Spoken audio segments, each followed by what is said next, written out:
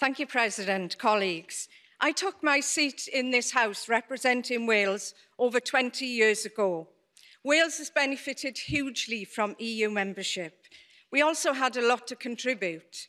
Now, despite my best efforts, Welsh is still not a fully official language, but I will use it now in my final speech in this Parliament.